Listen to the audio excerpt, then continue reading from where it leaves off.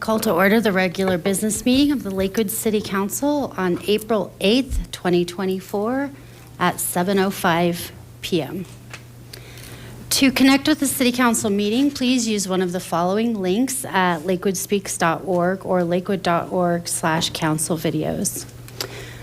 Quick reminder, what we're doing for online public comment is we do have lakewoodspeaks.org that will be staying open not only tonight, but through tomorrow morning at 10 a.m. So at any point throughout the evening that you want to make comments on something on the agenda or general public comment, there is place for you to do so at lakewoodspeaks.org. That'll remain open until 10 a.m.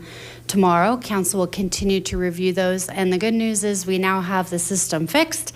It does reflect for you how many councilors have read your comments. So please feel free to join in. Feel free to join in on the comments there electronically for anybody that may be joining us online this evening.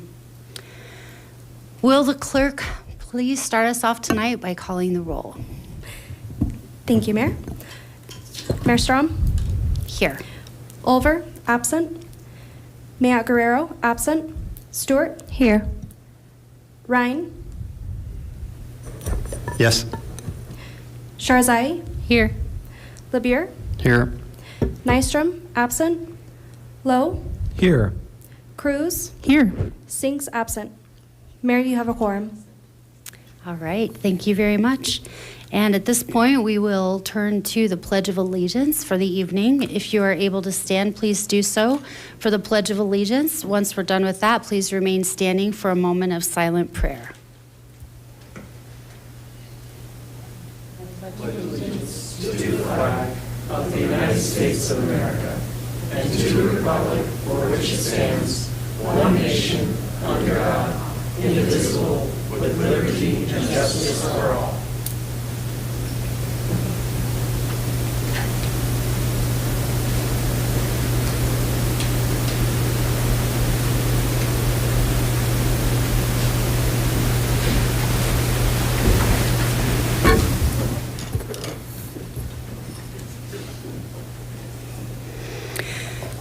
All members of the City Council have the responsibility to comply with the terms of Section 7.2b of the Charter and excuse themselves from voting on any matter in which they determine they have a personal, financial, or business interest.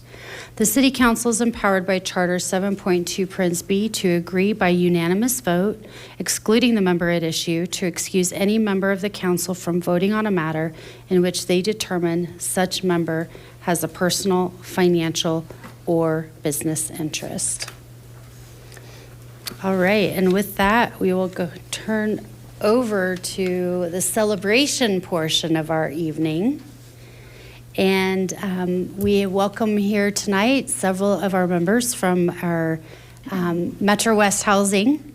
And we have a proclamation that we will be handing out in honor of Fair Housing Month. Jade, do we have the? There it is. Okay, thank you.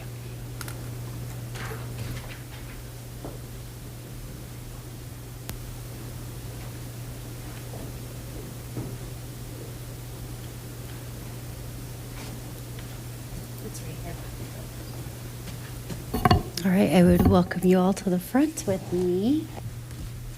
And Mayor Pro Tem Sharzai will be reading the proclamation out loud.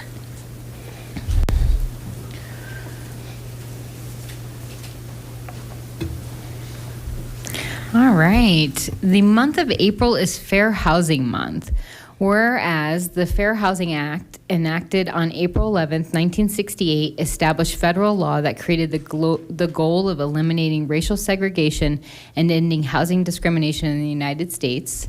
And whereas the Fair Housing Act prohibits discrimination in housing based on race, color, religion, sex, familial status, national origin, and disability, and commits recipients of federal funding to affirmatively further fair housing in our communities. And whereas Metro West Housing Solutions, the Lakewood Housing Authority, is committed to the mission and intent of Congress to provide fair and equal housing opportunities for all.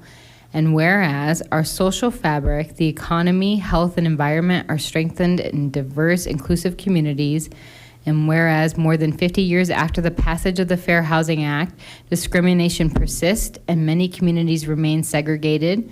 And whereas Lakewood is committed to being an inclusive and diverse community and committed to fair housing, now therefore it proclaimed that the City of Lakewood and the Lakewood City Council declare the month of April 2024 as Fair Housing Month in the City of Lakewood and recognize Metro West Housing Solutions as a provider and advocate for equal housing opportunities for all residents. Congratulations. And thank you for all that you do to help house our residents. And I would like to give the floor to these two very important ladies to say a few words on behalf of Metro West Housing. And again, congratulations. Thank you. Good evening, Council. I'm Brenda Lee Connors. I'm the Chief Real Estate Officer at Metro West Housing Solutions, and we would like to thank you for this proclamation. Metro West Housing Solutions is proud to be a fair housing advocate. Like the City of Lakewood, we believe that diversity adds to the vibrancy and fabric of our community. By codifying this basic human right, the federal government embraces principles on which our country was founded.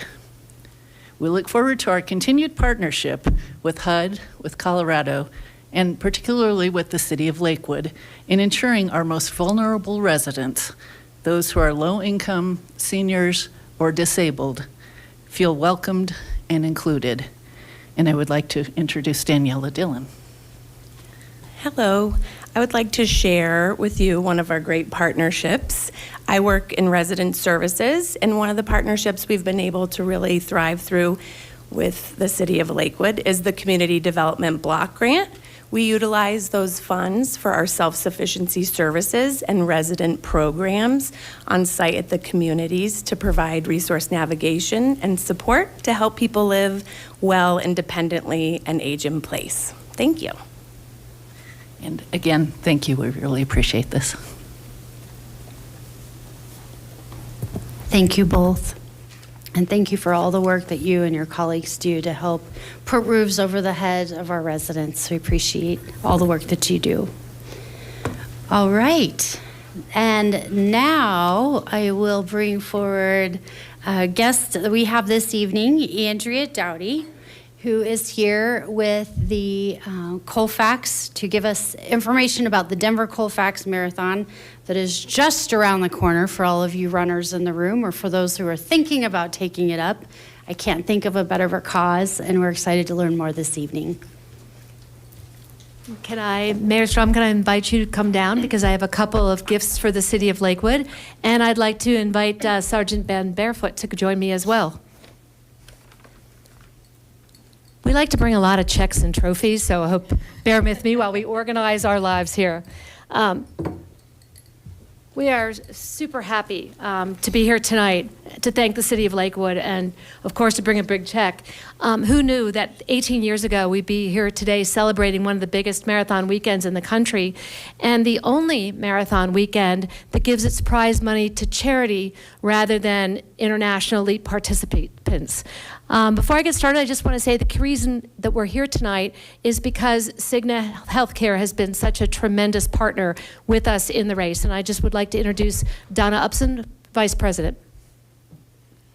Thank you, Andrea, and thank you guys so much for giving us this time today. I'm a little taller than Andrea. I'm going to move this up. But yes, I am Donna Upson. I am here from Cigna, and at Cigna, our mission is to improve the health and vitality of those that we serve. So what a great organization to partner with to help bring that mission to life than the Colfax Marathon. I run myself, and I find it just to be such a great way to improve not only physical health, but mental health as well. Great time to reflect and really improve that mental health. So one of my favorite things of Marathon Weekend is being at the finish line and just watching runners cross over and just seeing that sense of accomplishment and all their hard work. And it's actually very emotional. So I really appreciate being a part of this. And I thank you again for having us here tonight. Okay, short person. So yes, this past year in 2023, we're really going to talk about 2023 and launch into 2024. In 2023, we had over 21,000 runners run. The good news is, for those of you who are thinking, oh my gosh, she's going to talk me into running a full marathon, is we do have 8 races. So we really try to help runners, whether they want to run a marathon or a half, a 10-miler, part of a relay team, or walk a 5K. We welcome everybody all weekend. I really want to thank, first of all, the City of Lakewood. There are so many parts of the city that have just been outstanding in terms of letting us run through. Thank you to REMCAD, because we were able to start our Urban 10-miler and let thousands of runners really view their campus. Morse Park neighborhood, Two Creeks, the Glens, Colfax Bid, 40 West Arts District, Casa Bonita, who sponsored our volunteers last year, and West Metro Fire for helping us put up a ladder truck and flag to welcome all the runners. So for that, I want to be able to present your annual gift, and I actually have the one from 2022 as well. Just with COVID, I think we didn't always come to your city council meetings, so we appreciate being able to come and present 2 years. So, major trophies. Thank you so much. We want to stay up and we can talk about everybody else. This is great. And now I want to really thank Lakewood Police Department. We have thousands of people running through these streets, and every single intersection represents an area that needs to be able to be protected so we can protect our runners. Sergeant Ben Barefoot is here with us tonight, and he leads the team from Lakewood PD that really support us on race morning. And to be able to keep all of these runners safe and happy and being able to achieve their personal goal is absolutely phenomenal. So we really appreciate his work, his team's work, and we have a gift for you as well.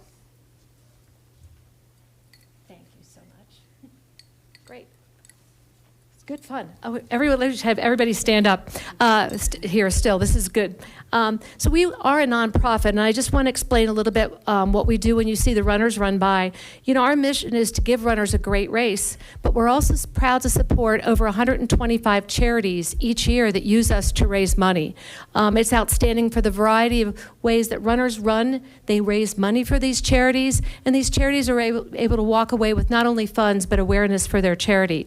Over the last 5 years, these nonprofits have raised over $3 million, and each year on top of that, we as the Colfax Marathon give $100,000 to winning relay teams, which you'll talk about tonight, to be able to choose a nonprofit and be able to celebrate their victory with a charity of their choice. So this is our fun time of the year. We had 1,100 relay teams, and West Metro Fire placed second in co-ed. So I just, first of all, want to give them all a round of applause and then introduce them quickly. Tonight we have Anya Otterson and Gina Lyman.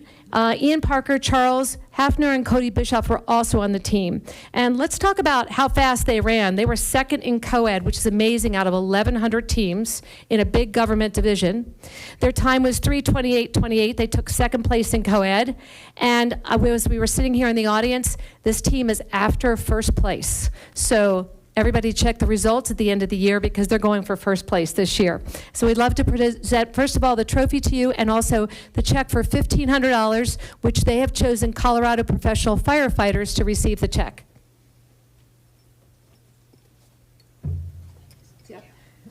So congrats on being super fast.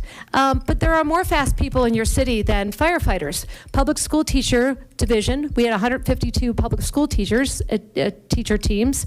Prospect Valley Elementary took second for women in this public schools division. They're not here tonight, but I just wanted to recognize them because it was an amazing accomplishment. So we so appreciate again that you welcome our runners, that you offer them a phenomenally fun time, and that you keep them safe. So many thanks again to Mayor Strom, the City of Lakewood, Sergeant Ben Barefoot, all the teams, and of course, West Metro Fire for all their support as well. So thank you very much for having us here tonight, and we're excited. If you're running with us in 2024, we'll see you at the finish line.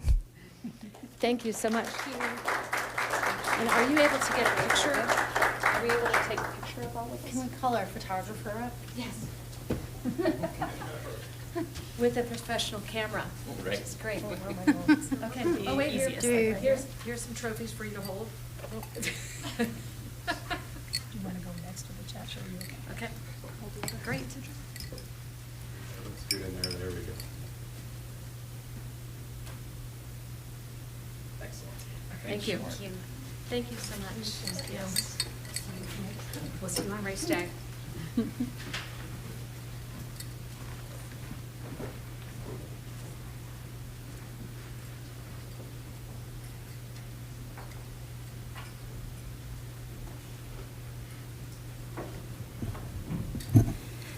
Mayor, before you continued, I did want to notice that Councilor Sinks joined the meeting at 7:15.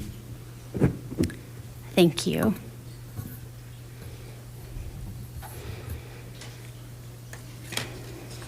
All right, well, thank you, West Metro Fire, Denver Colfax, Marathon, Cigna, and Metro West Housing for giving me some exercise this evening. And lots of good news across the community. Always need more of that.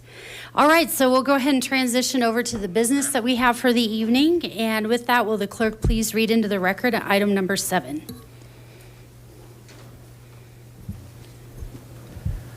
Item 7, Resolution 2024-21, submitting notice to the Office of Head Start that the city does not intend to apply for Head Start and Early Head Start grant funds for the 5-year grant period that begins on July 1st, 2025.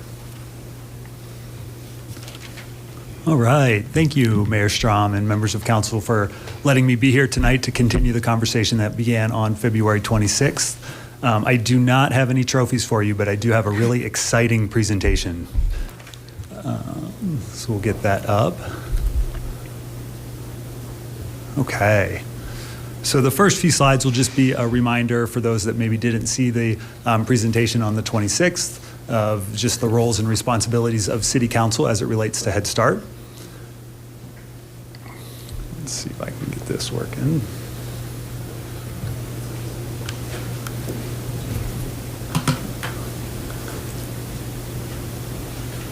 There we go.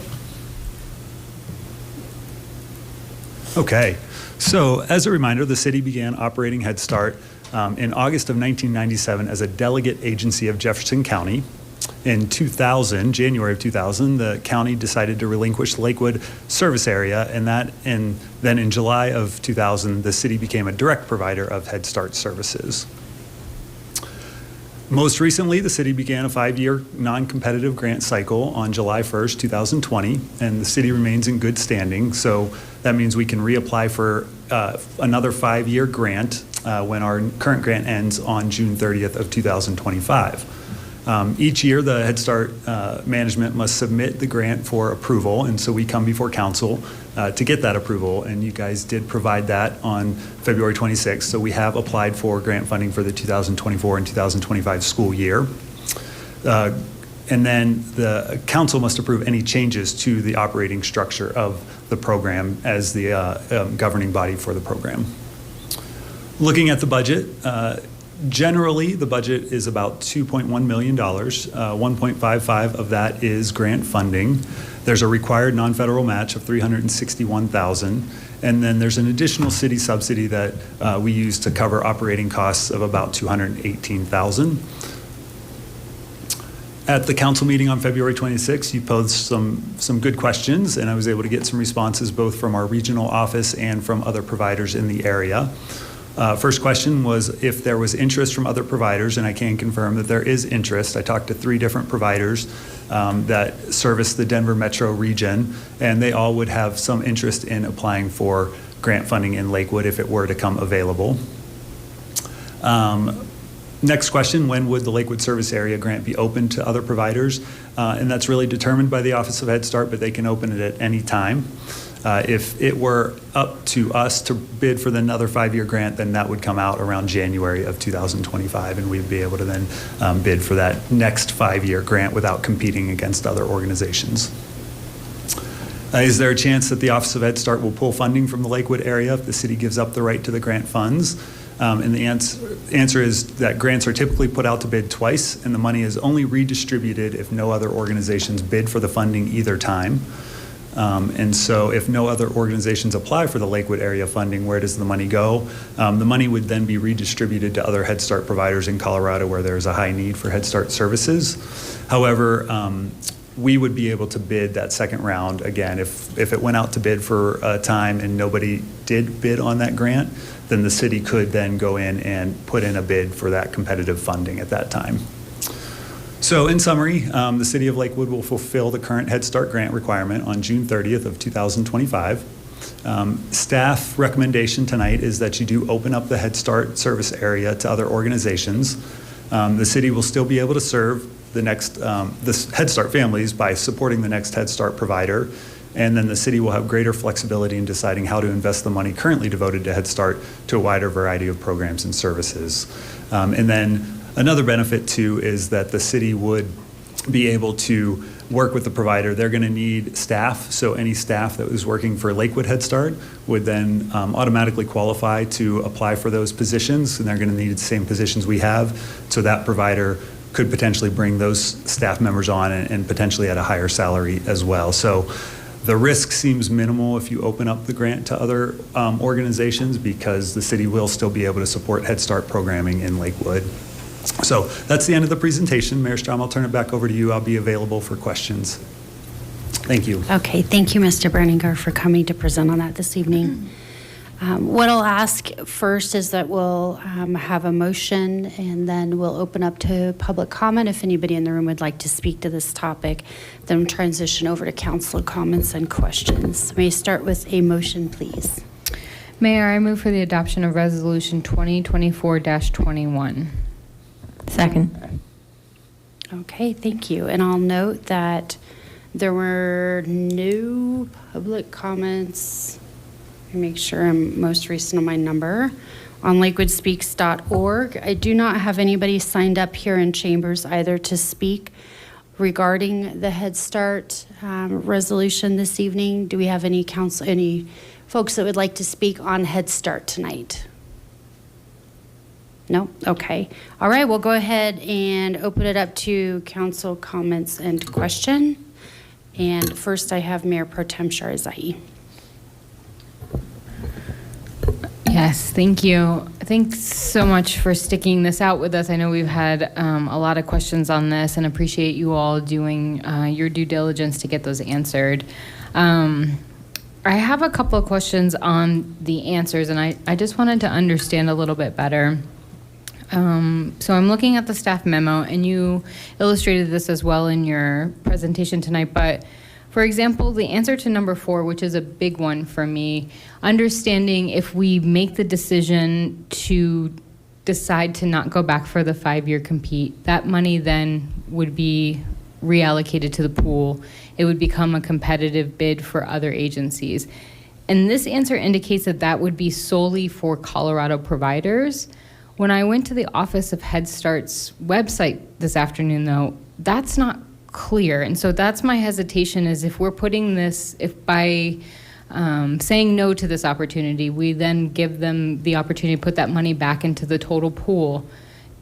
The way that the Office of Head Start indicates is that they do some specific service area, so it could be Colorado specific, or it could be national. And if we're competing nationally, we're likely to lose in that competition, especially since we have some people who may be willing, but you know, Fed grants are competitive. And so I'd love to understand, like, am I missing a regional distribution function of this money? It very well could be. I think the information I provided came from our regional office. I was able to speak to our grant specialist and another representative from the Region 8 office, and they said the way it typically works is that that money is put out to bid for the same service area first. If nobody does bid on that grant, then they put it out one more time just to see if they catch somebody different that time around. And that's where we could come in and apply for those funds at that point. And then if a second round goes through without any kind of applications or any kind of bids for that grant funding, that's when they would reallocate it. And according to them, the most likely scenario is that it would go to other organizations in Colorado where the need is the highest. I suppose that it could certainly go nationally at that point as well, but according to the regional office, the most historic and precedent is that it goes to the state of Colorado. Thank you. That's helpful to understand. I feel more confident as a big city and a big county in that competition if other providers in the area want to go for that, as opposed to us going through a national compete. That just wouldn't work. And so my next question is sort of answered by that, but I want to make sure that I understand. In number 5's answer in the staff memo, you indicate that we could make a decision to reapply. And are you saying that if in that first round of circulation for the RFP, the request for proposals, if no one responds to that, is there a lever that the office will pull that we then know, okay, we should probably watch this because we may want to reapply? Because if we don't, it's a 5-year non-compete. So we would miss the boat if we don't reapply in this? Correct, yes. So we would stay in touch with the regional office throughout the process, and then they would be able to let us know the status of the bid, and then if it does come open again, they would be able to notify us that it's coming open again. We would then come before council, let you know that the first round of grant bid has passed, and so we would ask your advice as to whether you wanted us to apply for that funding at that time. Great. And I guess this may be a question for legal then. Does that need to be articulated in this resolution that we do want a look back if necessary? You can put it in the resolution if you would like. The other thing you can do is just direct staff. Okay. And that's equally efficient. I know either the deputy city manager or anybody who's listening tonight would understand that was really important to you. Sure. I'll just say for myself, this is hard. 80 young people, when you read the CDBG packet, 22 fully funded of those slots came from that money. Like, the need is great in this community. And so I'm hesitant to get rid of this program in Lakewood because it provides a tremendous service. I think you've articulated enough safeguards to indicate that it's likely that one of our providers in the area will pick that up. I don't want to seem like I wonked out on this, but I did pull the comps. We were offering a really competitive pay on this. The range that I saw in the city of Lakewood is $21 to $28 an hour. Other municipalities are offering $20 to $24. Like, this is hard work. I get that. And so if we can be certain that if they're in the second round, it's open to us again if no one's gone for it, I'd feel confident in that vote as long as we can articulate that to staff. Thank you.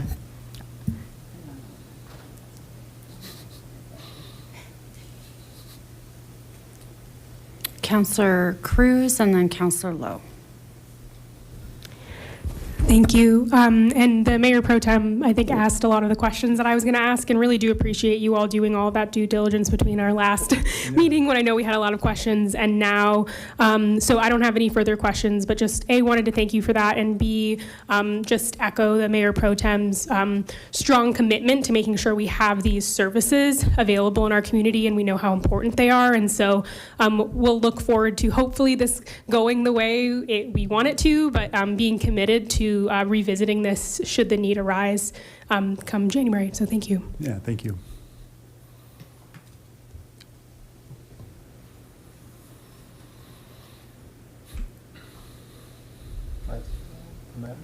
Yep.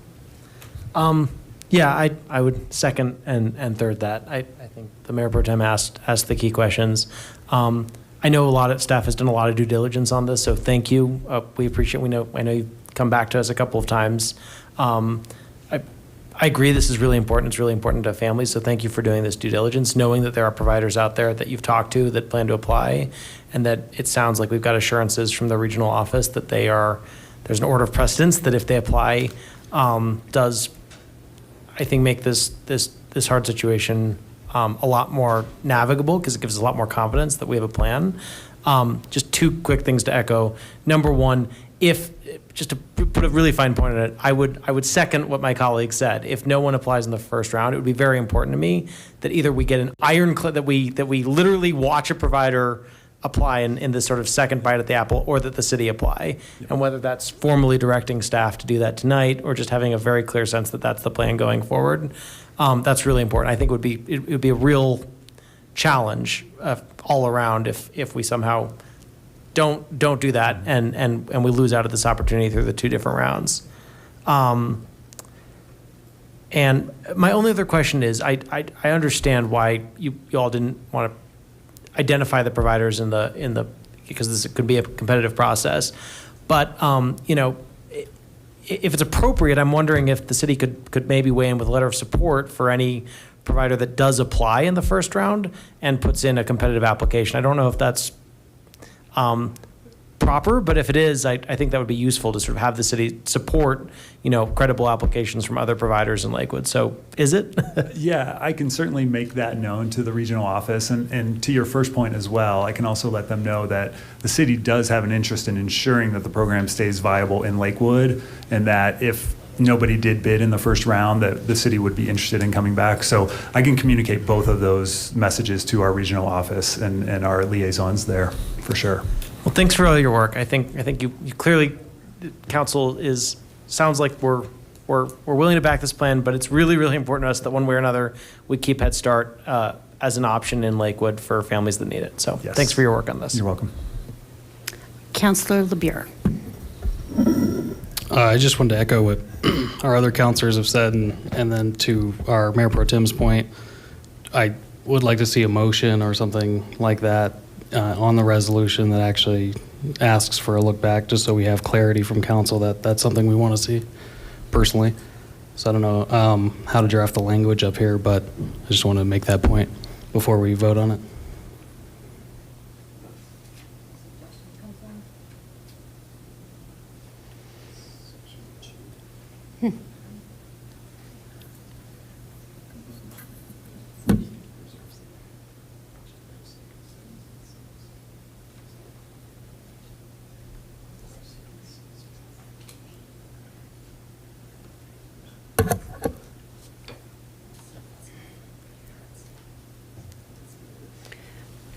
Do you want to go, Ms. McKinney-Brown? We have some, okay. I think what you're asking for isn't a look back, but notification, so that City Council receives notification when the grant is put out for bid, and you receive notification when we're informed how many respondents to that bid have happened. So basically, you're just kept up to date. Am I understanding that that's really what you want, is information? And you can certainly include that in the resolution. It's just like every other amendment. You've already got a main motion on the floor.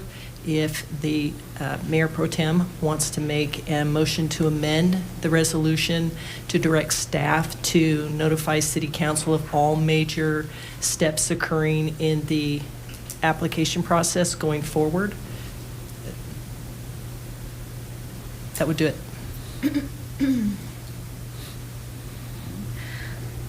Can I make that motion? Yeah, go ahead. So, Mayor, I'd like to offer a motion in Section 2 to include that city staff will notify City Council on all major steps related to this upcoming grant. Second. All right, we have a new motion on the table. We do still have one more speaker before we vote. Councillor Stewart. You're done? Nothing? Okay. So we are voting only to the amendment first, Ms. McKinney-Brown? Okay. All right, so a yes vote would be adding the amendment that we would include asking staff to direct City Council of all major steps related to the process of the grant. A yes vote would be adding that to the language.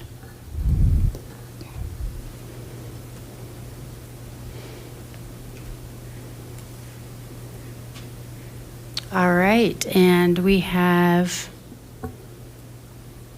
7 yeses live, 1 yes online. So 8 all in. Where is Counselor? Can you hit Counselor Stink's vote button, please? All right, thank you.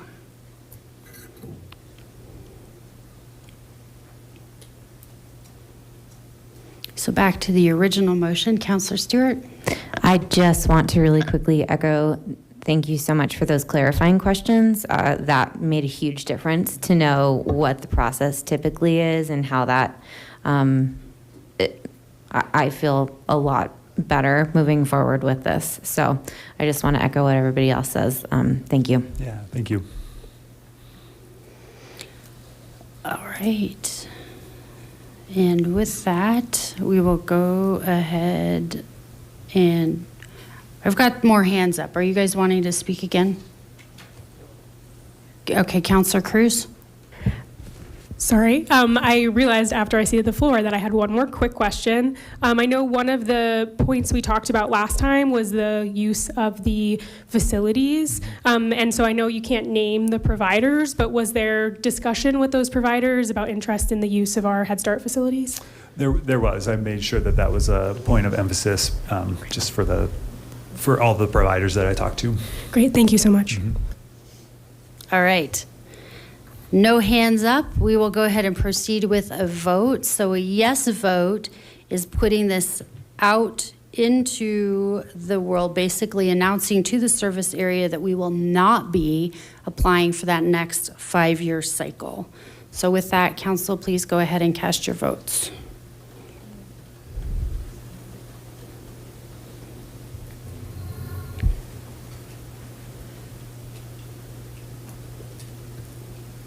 Okay. We have, that passes 8 yeas, 1 nay, the nay being Councilor LeBure.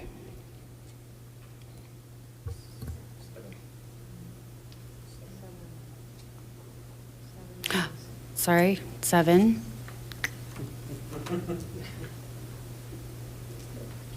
Trust the technology, right?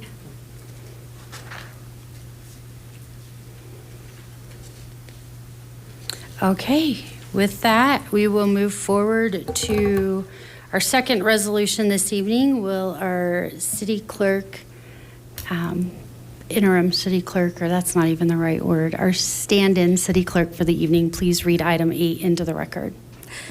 Item 8, Resolution 2024-22, establishing an ad hoc committee of members of the City Council to establish membership for community engagement processes associated with developing the City of Lakewood's comprehensive master plan update.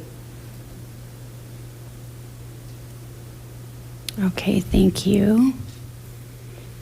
And for this, Mayor Pro Tem Sharzai, would you like to speak before we do a motion on this one? Yes, thank you. I'd like to offer the opportunity for the screening committee to support this. It seems like a really easy solution to meet this need.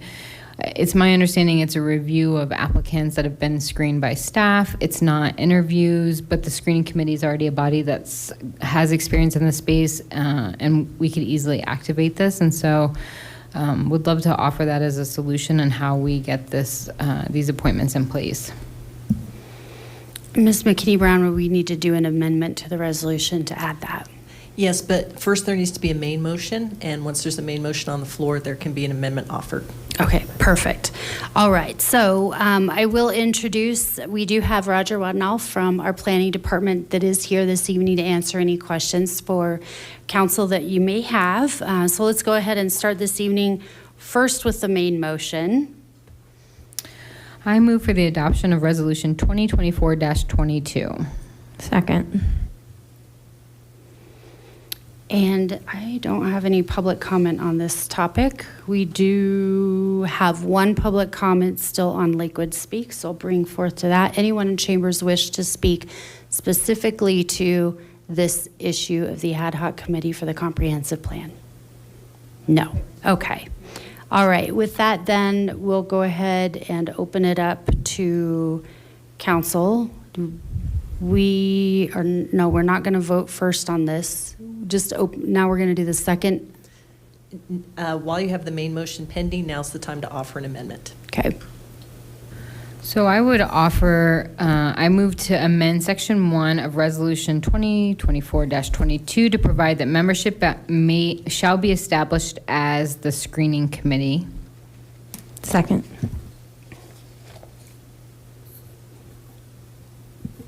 Any council comments or questions before we vote on the amendment? All right, so we'll go ahead and move forward on the amendment.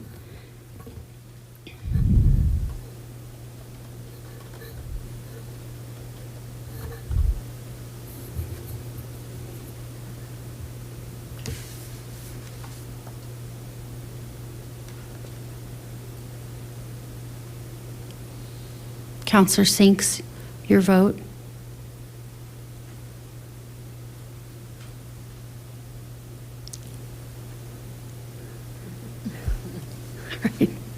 Thank you. All right. That passes with 8 yeas, 0 nays. So that was the amendment to add the screening committee to the overall resolution. Do we have any conversation, thoughts, questions on the resolution itself? Okay, we'll go ahead and cast our votes on the main resolution.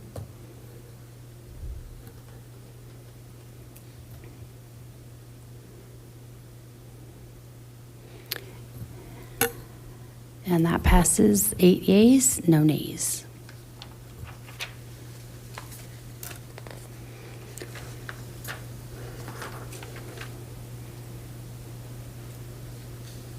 Okay. Then we move on to the consent agenda for the evening, and we're in a unique situation this evening where the consent agenda actually this time does not have any public hearing elements to it, so we won't be opening up public hearings tonight, public comment on the consent agenda itself. So with that, we have our standing clerk. Please read the consent agenda into the record. Item 9. Ordinance O 2024-6, endorsing the projects and project funding levels in the City of Lakewood 2024 Annual Action Plan for the Community Development Block Grant Program. Item 10, Ordinance O 2024-7, amending Title V of the Lakewood Municipal Code to enact a 1-year moratorium on the annual adjustment of the city business and occupation tax rate. Item 11, Ordinance O 2024-8, repealing and reenacting Title III, Chapter 1, Part 3 of the Lakewood Municipal Code regarding imposition and administration of the city's sales and use tax license. And item 12, request for a special meeting. Okay, thank you. Did council want to pull any of the items from the consent agenda this evening? Nope. Okay, may I have a motion on the consent agenda? Mayor Strom, I move to order all ordinances introduced on first reading to be published in the Denver Post with public hearing set for the date included in the ordinance and approval for request of special council meeting, all of which are included in the consent agenda items introduced into the record by the city clerk. Second. All right, any council questions or discussion? No? Okay, we'll go ahead and place our votes.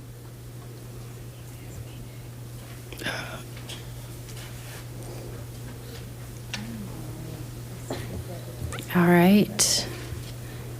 And with that, that passes 8 yeas, no nays.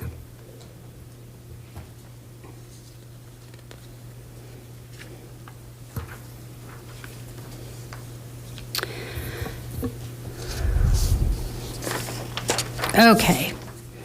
This is the point in the meeting where the public is invited to address the city council on items not occurring on our agenda this evening. So thank you everybody for your patience on that. Quick reminder that if you are listening in and wanted to submit a comment electronically, you can do so at lakewoodspeaks.org. Select the meeting for tonight and feel free to add your comments there. I do ask that everybody here respect the meeting that is in progress, and we are in a chambers that we want to make sure is welcome to all. So please refrain from any audible support of applause or discourse, as we want to make sure that everybody feels heard. This is a forum where we are here to listen to you. There's not an an exchange between council and residents. So if you do have specific questions that you'd like us to respond to, please feel free to reach out via email or phone number, or well, you can meet us after the meeting, I suppose, as well. So thank you everybody for being here this evening. One last ask: if you do have any handouts for city council, please leave them with our assistant clerk this evening, and she will make sure that those get distributed out. I do have a number of speakers that we'll go through that have already signed up. Is there anybody that wishes to speak that has not yet signed up this evening? We do have one, Mayor. Okay. Anybody else? All right. So we'll go ahead and start with our first. And with that, I have Ms. Connie Reddick. Any speakers coming forward, please give us your name and address or name and ward, and then we'll get you started. For individual speakers, it is a time limit of 3 minutes. And anybody here wishing to pool your time with 3 additional speakers, actually up to 10 minutes. And with that, we have Ms. Reddick. We'll get you started.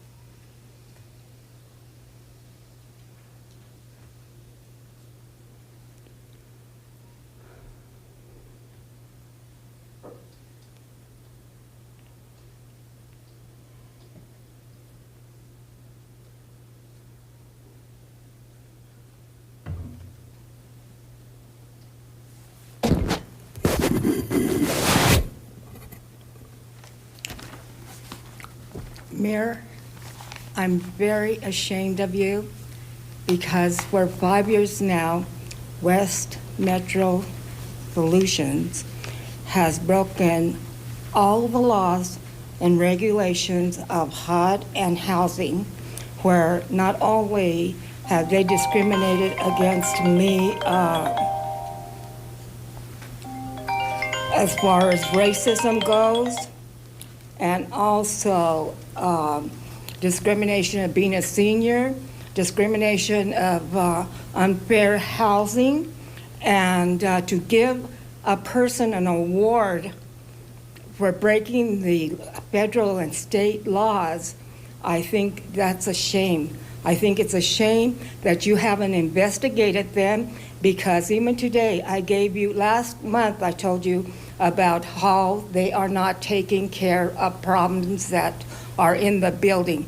When they have a whole building full of,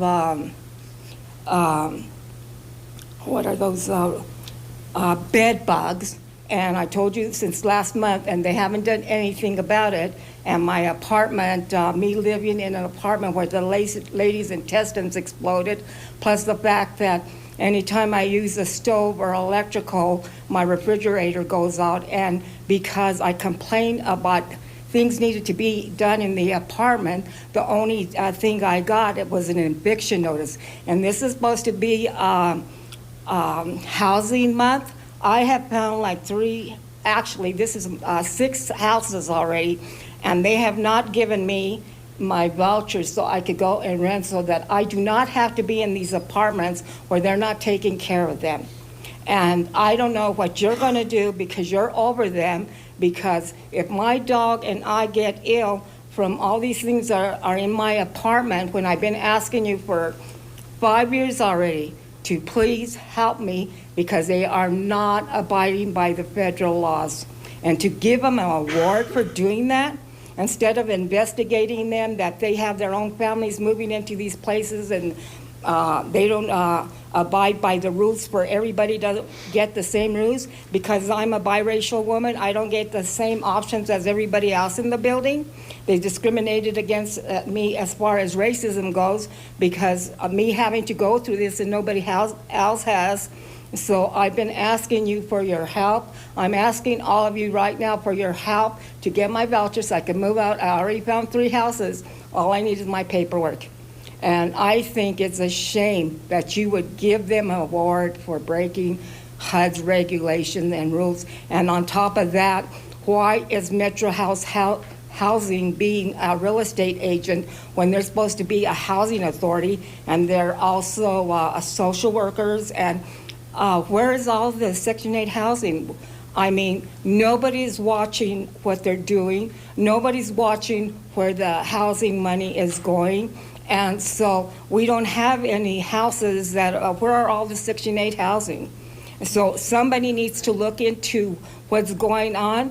And the thing is that This is supposed to be housing month. Ms. Reddick, your time is up. Please help me. And please help other people that are biracial and should be treated the same way as everybody else. Thank you. Next up, Alexi Fernandez. And then we have Mike Muller and then Jenna Halleck.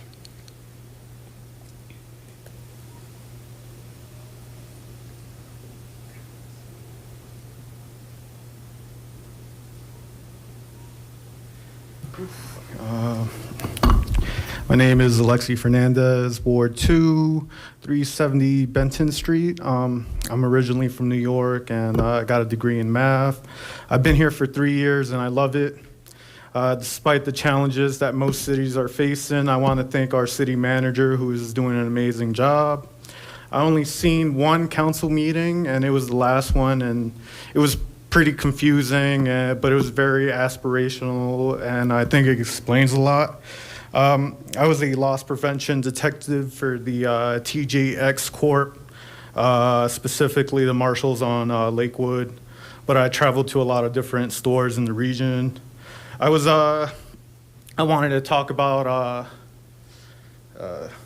what I'm seeing in the streets, basically. Let's see.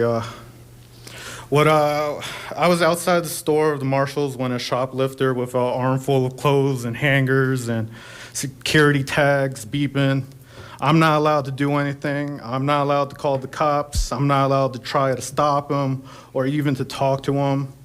He had half a dozen in polos and whatnot, and he dropped some of it on his way to his car. So I tried to recover some of the merchandise, but I guess he wanted it all, so he returned back from his car and he started swinging. So I immediately drop all the items and disengage and observe. His driver goes to the front of the store and he gets in the car, and I think it's over because he has everything now. And as I'm making my way into the entrance, he gets out and he hits me from behind.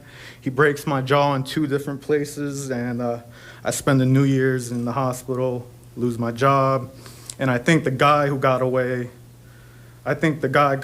because I wasn't even allowed to record him. I was thinking about going back to New York, but I got a call from Lakewood PD, and I still have the voicemail. They tell me that they caught the guy, and that gave me hope back. I just wanted to come up here and thank our police officers. I see them catching our car robbers all the time. I love numbers, so on the data side of it, 2 years ago, my marshals lost $500,000 in shoplifting, which at the time was record-breaking. But last year, we lost over $1 million. That means that every day they're losing on average a few $1,000s, and it doesn't matter if it's a Monday. They don't even hide it. I'm pretty progressive, but calling it a crime of survival is heartbreaking. I understand when it's winter and freezing cold outside and they take a big coat, but most of it is not that. It's polos and Coach and Nikes. If I could get 1 more minute, I would appreciate it, because 3 minutes isn't enough. I'm sorry, Mr. Fernandez, you get 3 minutes. Okay. Thank you very much. We'll be back in 2 weeks if you want to join us. Thank you for coming. Mr. Mueller.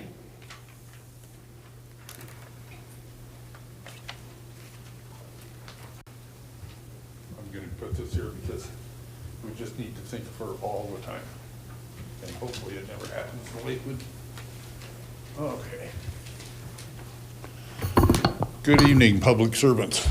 This is 10 questions that I gave to the mayor and our city manager 2 weeks ago. 10 questions. I still haven't gotten an answer back. Your fault. Your fault. I want those questions answered. I'm a citizen. I pay your salaries. I want those questions answered. Next, got some good news for you. Denver announces they are closing 3 of their shelters. Denver assistant to the mayor, Andres Sarah something, told the migrants that he would have no services to offer them any longer. Denver says, move out. Interesting. Lakewood announces, they also announced that one of their shelters had a 2,500% increase in crime in the neighborhood.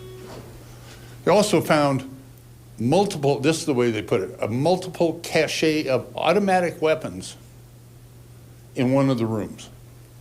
Think about this. Chicago mayor says, we will buy you tickets to Denver, Atlanta, Miami, anywhere you want to go. Chicago.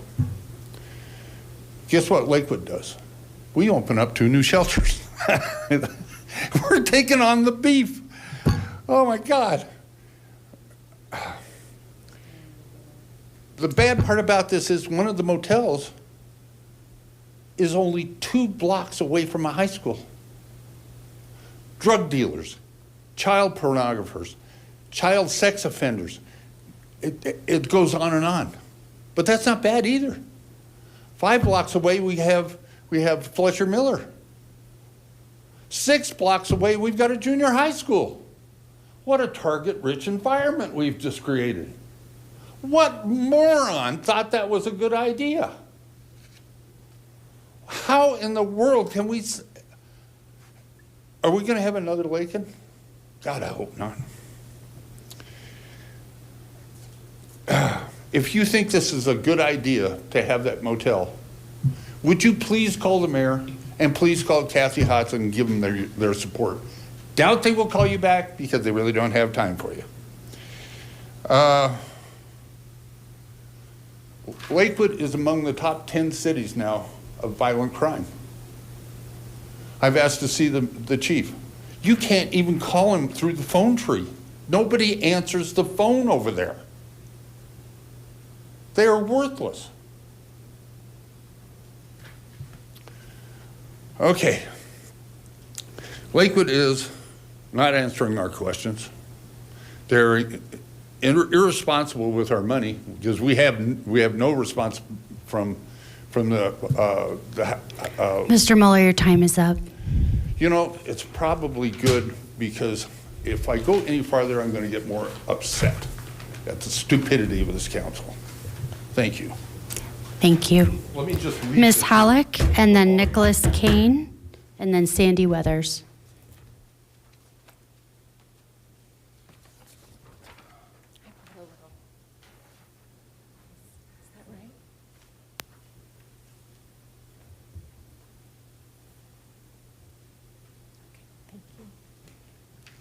Good evening, Mayor. Good evening, Council. I just have a quick update from Colorado Christian University. Jenna Halleck from CCU, Ward 1. I thought I'd share that our Cougar baseball and softball seasons are underway. We welcome the community to come watch a home game at All-Star Park right over at Harlan and Alameda. There are still a few games left this season, and the full calendar and ticket information is at ccucougars.com. Or I always like to share that ccu.edu/neighborhood is the webpage that we've developed for the community. So that's where you can find all things related to CCU and how you can go and see maybe a music or theater event, an athletic event, updates on construction, and special events that we have open to the public. Also wanted to share tonight that graduation is upon us. We will have an off-campus, as always, graduation ceremony on Friday, May the 10th for our graduating seniors, both from the College of Undergraduate and the College of Adult and Graduate Studies. And with that in mind, we will also have students moving out for the summer earlier that week, and our housing officially closes for the summer on May 9th. I also wanted to take the opportunity, as you can see on the camera here, to share about ServSpot tonight. I wanted to announce the 2nd annual Love Lakewood Day that's going to be taking place on Saturday, September 21st from 9 a.m. until noon. The ServSpot steering team has been meeting to get volunteer, I just saw time's up. ServSpot. You can scan the code, servspotlakewood.com. Join us again in 2 weeks for the rest. Thank you, Ms. Halleck. Nicholas Kane.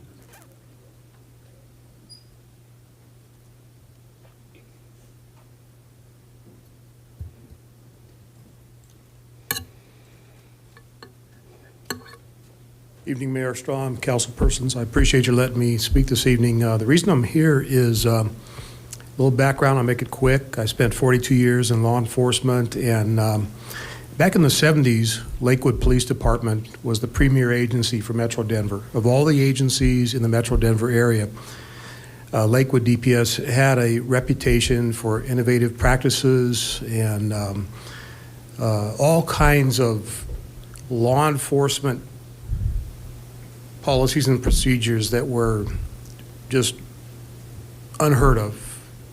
Police officers became agents. Pierce Brooks, the chief at the time, wrote a best-selling book called Officer Down Code 3 that every cop in America had a copy of, hardcover. When I graduated from the Colorado State Patrol Academy in 1976, my mother got me an autographed copy from Pierce Brooks, who was the chief of Lakewood. It's still one of my most favorite possessions. My point is that back then, even cops were afraid to come through Lakewood because it was such a modern city, and if you did the wrong thing, you pretty much got caught. A lot of times you were just warned and sent on your way, but I've noticed as of late that, especially on the Wadsworth corridor, you can't even stop at the major intersections without half a dozen panhandlers, or I don't know, I guess they're not panhandlers, they're windshield washers swarming the intersections. And back in the day, that would have been unheard of. Lakewood PD would have cleaned it up. Now, at a recent get-together of off-duty officers from all over the metro area at the American Legion, the comment was made that the chief's hands were tied because the mayor ordered him not to take any enforcement action against these individuals.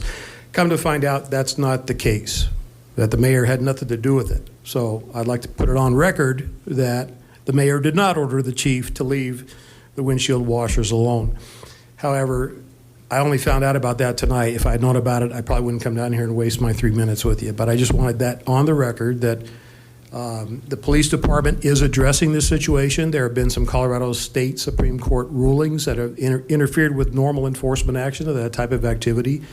And they're conducting studies on some of the other potential enforcement issues that can take place. I'm not concerned about these guys who are swarming the intersections, but my wife came home this evening and told me that she had to use a lot of restraint because of the 3 guys that swarmed the vehicle at Wadsworth and Alameda. I can imagine what an elderly couple or an elderly female might be up against with this type of aggressive panhandling, we'll call it. Anyway, just wanted to let you know, I appreciate your hearing me out on this, that there are citizens that are concerned about the aggressive behavior at the intersections, which you never would have saw a few years ago. So thank you for your time. Appreciate it. Thank you, Mr. Kane. Yes, ma'am.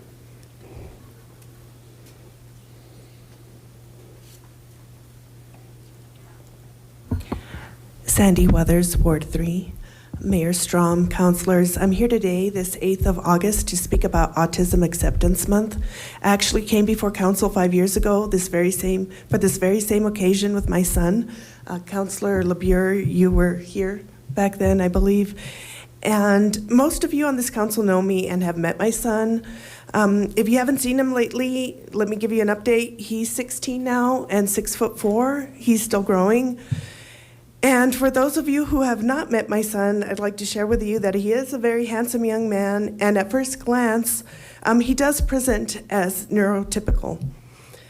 I did send council an email ahead of my testimony to let you know that I would be speaking about Ryan Gaynor. Ryan Gaynor, for those of you who are unfamiliar with his story, was an autistic 15-year-old in California. He was having a mental episode. When police were called to help, he was tragically shot dead. So as Joey's mom, this story is my worst nightmare. This is the kind of thing that keeps me up at night. So I try to be proactive and take preventive measures that are within my grasp. I try to make sure Joey knows the school SROs. I take advantage of National Night Out so that Joey can meet agents face to face. And when we're out in community and I see uniformed agents, I make an impromptu personal introduction. Although I'm making these efforts, I still feel I'm falling short. What I really want, what would give me peace of mind, would be that every Lakewood PD agent is able to recognize my son. This way, in the event that he ever does have a bad day, just like in the case of Ryan Gaynor, the first reaction will not be to shoot.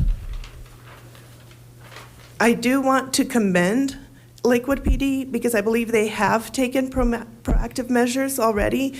They started the Shop with a Cop program, which has been a very positive experience for my son. But at the same time, he's far away from meeting all of Lakewood's 200 or so agents. So my ask tonight is that Lakewood PD hold an annual event for families like mine, because I'm not alone.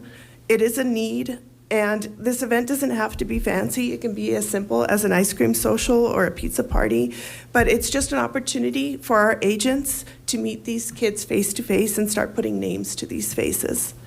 I think this can really go a long way in preventing another tragedy. I know when ideas like this are presented, the first question that usually pops up is budget. I don't think this would cost very much. And if budget is an issue, I did provide everyone with a list of nonprofits that I'm sure would be happy to help promote and foster and maybe even host this event. I think it would be great to host it even in front of the police station since it faces Belmar Park.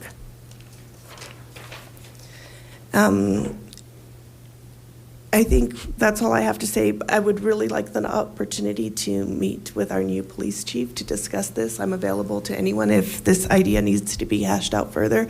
But I think this is it would not take a lot of resources to pull this off, and it could really change a lot of lives. So thank you, everyone, for your time and consideration. Thank you. Next, we have Faria Amen, and then Aisha Amen, and then Jeffrey Miltera. Mayor Strom, I added those 3 names to the list. Oh. They're fasting, and while they're breaking fast right now, so I'm sorry that they didn't make it in time, but they're not here. Those 3 names. All 3. Okay. Thank you. Do we have more, Ms. Fiore? I do have one. Michael Barton.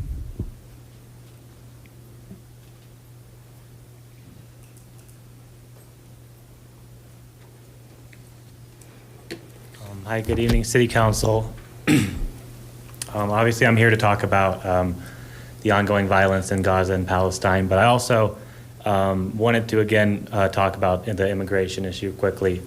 I understand that many people are concerned by seeing a lot of strange faces that don't speak English, but I can assure them that these people just want to have safety for their families. They want food, they want jobs, they want their kids to go to good schools. I've been working with some immigrant families in Denver, and due to the amazing work of some nonprofits and some churches, they have actually found some housing and work, and it has been a blessing, and I've been helping take their kids to the pool and to the park. And you know, one kid is in 4th grade, the other is in 9th grade. They're just regular people. The hotel stuff is really important too, because that's the starting point to get people off the street. As far as the violence that's happening, I came here a couple weeks ago, and I pretty much just asked one thing, which was that for you to read the news and for you to be informed with what's going on, regardless of what your position is. I think it's really important that you have the facts and you be informed. I think we can all agree on that. Since that time that I last talked, a lot has happened. The most widely reported was, of course, the 7 international aid workers which were killed in a targeted strike by the IDF. They were driving on a pre-approved route. They had clearly marked insignias on their cars, and yet they were deliberately targeted. This has been confirmed by the head of the World Central Kitchen. This, along with the deaths of over 15,000 children and over 40,000 Palestinian individuals, has marked what I hope is a shift in policy, especially with the Democratic side of the aisle. We had a letter to President Biden today signed by 56 Democratic congressmen and women calling for an end to all arms supplies to Israel. That is a big shift from what we saw a few months ago, where pretty much only Rashid Tlaib was willing to talk about this.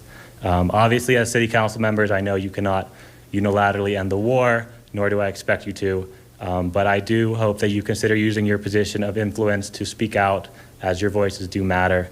And I wanted to say specifically, when it comes to city councils like this, a bombing today in the Maghazi camp or the city in Gaza actually killed the mayor of Maghazi. And I don't know what to say about that, but it just is one more death in a very long list of deaths. And these are real people with families and dreams. 44% children. So please keep that in mind. Please consider using your position of influence any way you can. Thank you. Thank you. All right. With that, we'll go ahead and close public comment. I don't have any items on general business this evening. Mr. Goldstein, do you have an executive report? I do, Mayor. Just a real quick update on the most recent wind event we had. Just wanted to let you all know that at its peak, we believe, based on Excel's reporting, that we had 23,000 residents without power. During the event, wind speeds were measured up to 67 miles per hour in Lakewood. They were higher in other parts, but that's what it was measured in Lakewood. Just some of the kind of key points right now. As of 3 p.m. today, we still had 5,625 residents without power.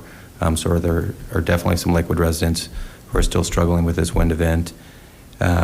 Excel said at the time that they expected 90% of those to be resolved by the end of the day.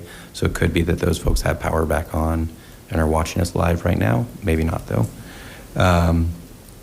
Several city facilities lost power during the event. We had traffic signals out throughout the city: Bear Creek Lake Park, Quail Shops, Comedy Rec Center, Green Mountain Rec Center, golf courses, Head Start facility, our police training academy, and numerous urban parks also lost power.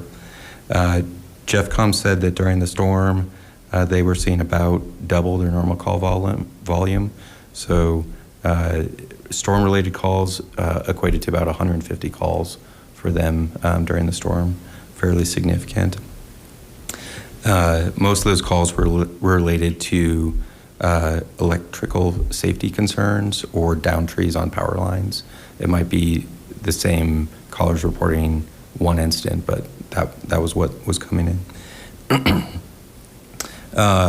The city saw a slight increase in our call volume, but overall not a significant increase given kind of the sustained high winds we had.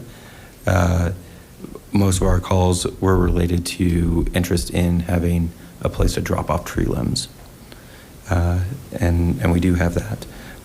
The Parks Division spent most of today assessing damage and clearing remaining trees across streets or sidewalks, and continuing to respond to residents' calls. They said that damage, they saw most of the damage with spruce trees because they have a shallow root system and they just don't fare well in high wind events like this. And that's true for residential properties as well. Public Works and the streets team spent most of the day just catching up on getting systems back online. They said overall there was minimal debris that needed clearing throughout city streets, though. I wanted to draw particular attention for limb drop-off. The city has opened a free limb drop-off facility, and it will remain open through April 15th. It's located at the City Greenhouse, which is at 9556 West Yale Avenue. Residents will be able to drop limbs off there. They do have to unload them themselves, so if it's really heavy, they should bring someone else with them. City staff won't be unloading. All those tree limbs will become mulch, and on May 4th and May 11th at the same location between 7 a.m. and 3 p.m., people can get free mulch from all the trees that got dropped off, full cycle. And that concludes my report. All right, thank you very much, Mr. Goldstein. And with that, we'll go ahead and transition over to council reports. Which ward do we start with? We like to keep everyone guessing, but I guess we'll start with Ward 2 this evening. Thank you. That's what I get for asking the question of what order we would go in, I guess. So I am excited to again just notice out that we are doing a joint ward meeting with our Ward 1 counselors on April 20th at 9:30 a.m. at the Holy Shepherd Lutheran Church at 920 Kipling. We will be having a focus on sustainability, so we're really excited to highlight that right before our big Earth Day celebration at Lakewood that next week. Additionally, just a couple of events across the district that I wanted to let people know about. If you are a big proponent of clean streets, there will be a Two Creeks cleanup, the first in a series. So if you missed this one, don't worry. That is happening on Saturday at 10 a.m. We're going to be meeting at 10th and Gray. So thanks to Maddie Nichols and Two Creeks for organizing that. I'm excited. Additionally, O'Kane Park and their neighborhood association are having numerous events this week, including a meeting that some of us will be at, and they're having a bike ride and tune-up. So don't forget to pump up your tires if you haven't been riding your bike, because a lot of the times they deflate. Yeah, and I think that really appreciate everybody coming in to make public comment today. Want to echo some of the comments speaking to the desire for opportunity and stability in our country that so many folks who are on our medians currently are seeking in this country, and appreciate the folks who are working really hard to support folks in this difficult transition from fleeing dire situations in many other places, and particularly on the eve of Eid, I know that the situation in Gaza is weighing on many of us, so thank you for keeping that present in our hearts, and I hope to hear more from our Colorado congressional delegation on next steps on this. Ward 3.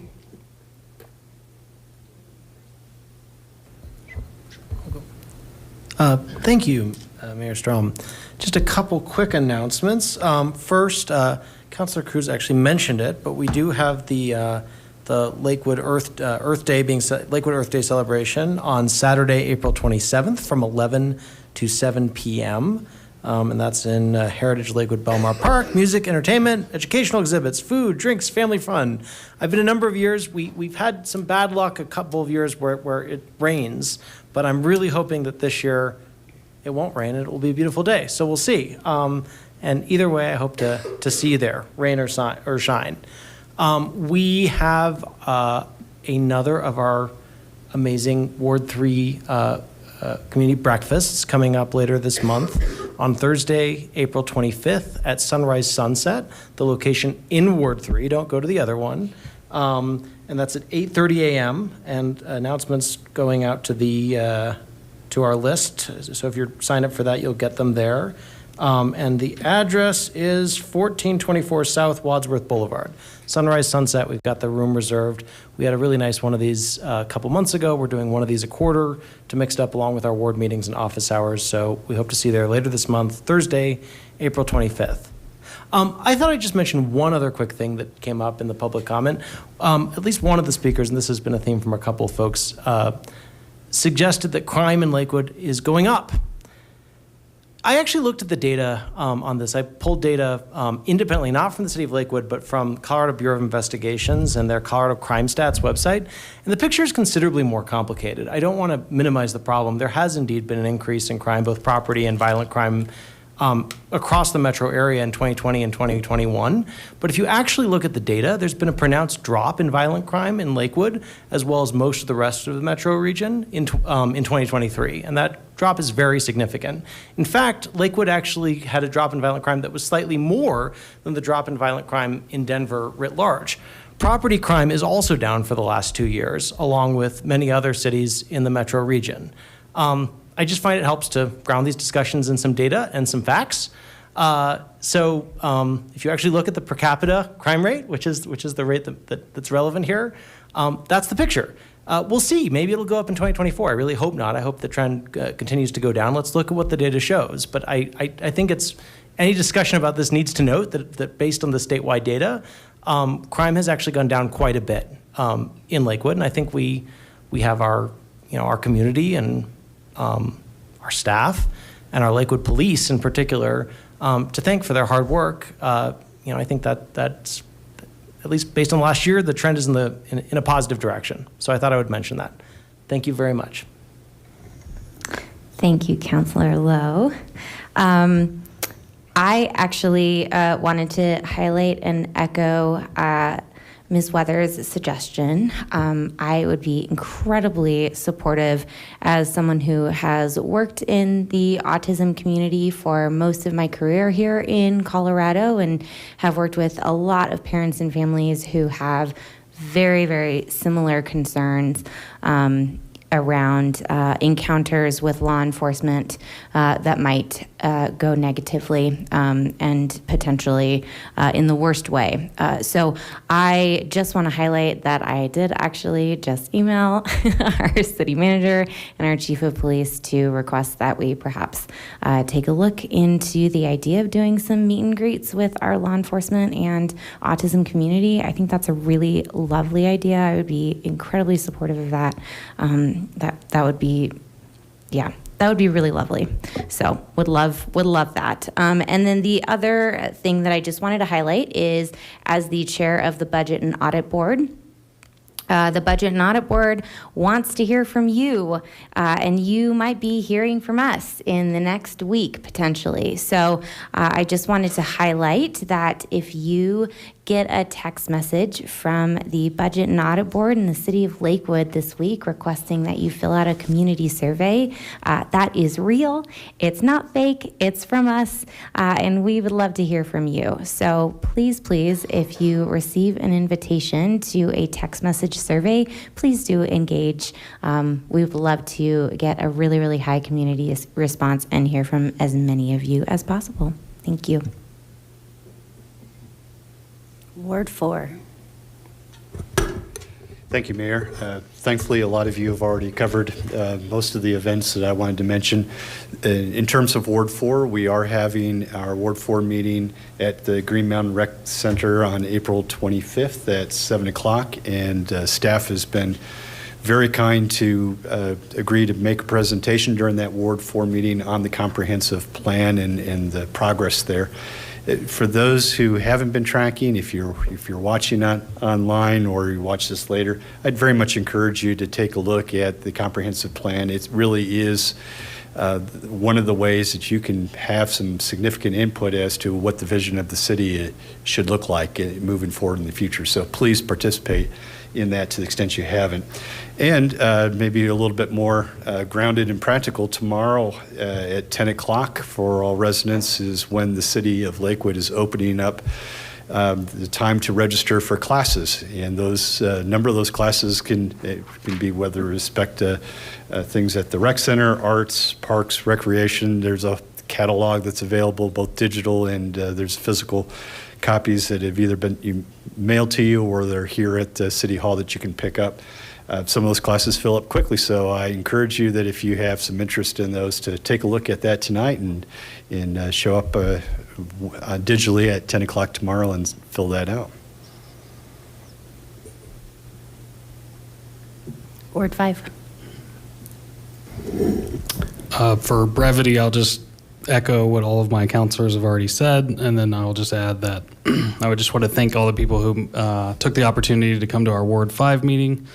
It was our second full meeting, and it was great having an opportunity to speak with all the residents and talk about some of their sustainability concerns and issues, and for us to be able to talk about next steps and the direction we hope to see us move as a city and then this year. So thanks. 1. Yes, thank you. So I wanted to just thank the Jeffco Public Health Department for their invitation to join them last week for the Public Health Champions. We celebrated across the community everything from food access to support after the birth of a child. And I want to especially shout out Lakewood's own Sprout City Farms for winning one of those awards. Councilor Cruz mentioned the upcoming ward meeting, so excited for that. On Saturday, April 13th, is a Spade 2 Days hosting a low-cost vaccination and pet license from 9 to 12 at 14th and Ammon. So if that is something that you need, it's a community resource for you all to access. And I just wanted to take some privilege up here and recognize our folks that are continuing to keep what's happening in Gaza and Palestine front of mind. Some of us are watching very closely. Our hearts are breaking, and I would reinforce the point that Councilor Cruz made that I hope that our Colorado congressional delegation will grow some bravery and courage in this moment and step up. So thank you.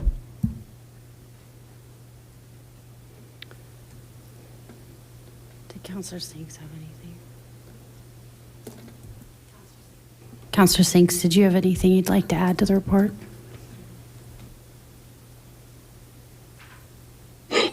No, I don't. Thank you. All right, thank you. I will be brief, but I want to send out so much gratitude to Lakewood PD and city staff for yesterday being so on top of it.